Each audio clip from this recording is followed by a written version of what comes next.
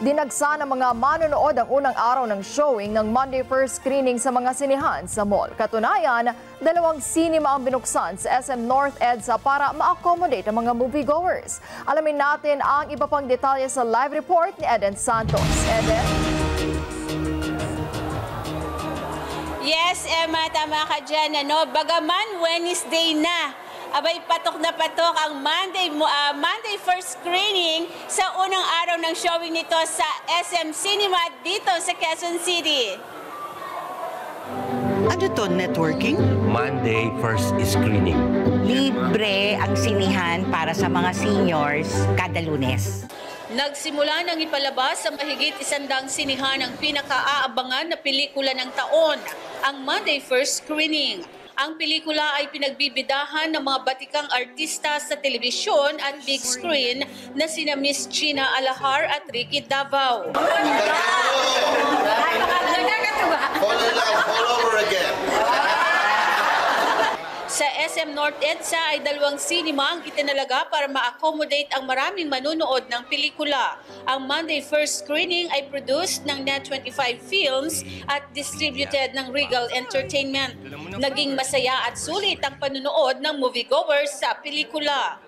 Sobrang kinilig po yung mga bata. Kahit kami mga bata po, sobrang kinilig po. Enjoy ka ba? Naiintindihan mo ba? Opo. Minsan po naging emotional po. Super po. Would recommend. Marami rin ang nakarelate sa mga bida at sa istorya. I love you, Lydia!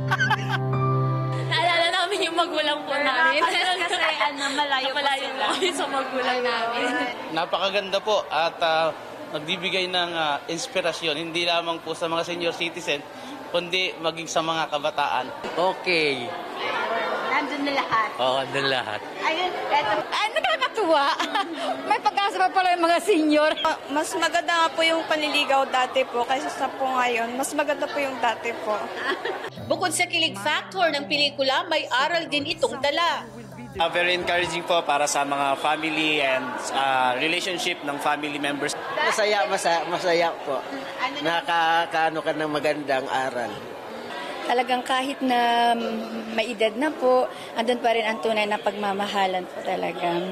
Kahit matanda na tayo, hindi po tayo late para sa love po. Dapat kahit mawawalan tayo ng pag-asa, minsan dumarating yan sa ating buhay. Hindi man ngayon, darating rin po yan sa tamang panahon po.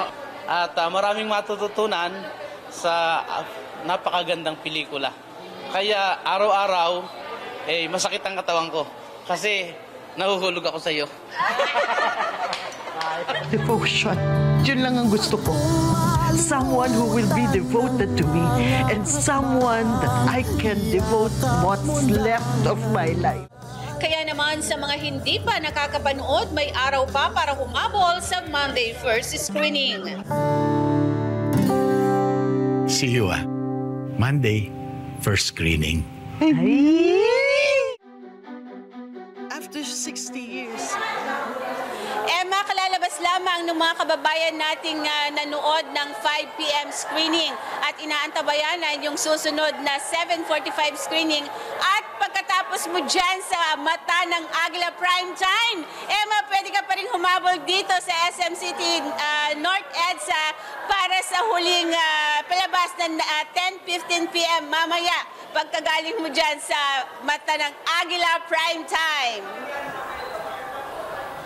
Eden, so ang last full show nila ay 10:15, tama ba?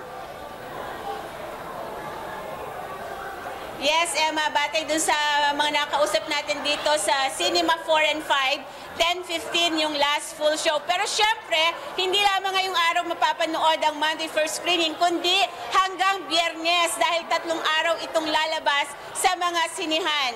Emma? Eden, ikaw ba kinilig din?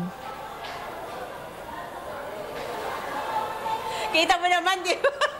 Kinilig naman ako, syempre, dahil alam naman natin na pagka mga love stories at medyo naiyak din dahil may mga drama portion, alam mo, nakaka-relate tayo dun sa kwento ng istorya dahil lang mga Pilipino, talaga namang punong-puno ng pag-ibig, punong-puno ng pagmamahal. Kaya lahat, welcome dito sa programang Monday first screening dahil ito ay pampamilya, hindi lamang para sa mga senior citizen, Emma. Kompletos recados naman pala ang pelikula. Maraming salamat, Eden Santos.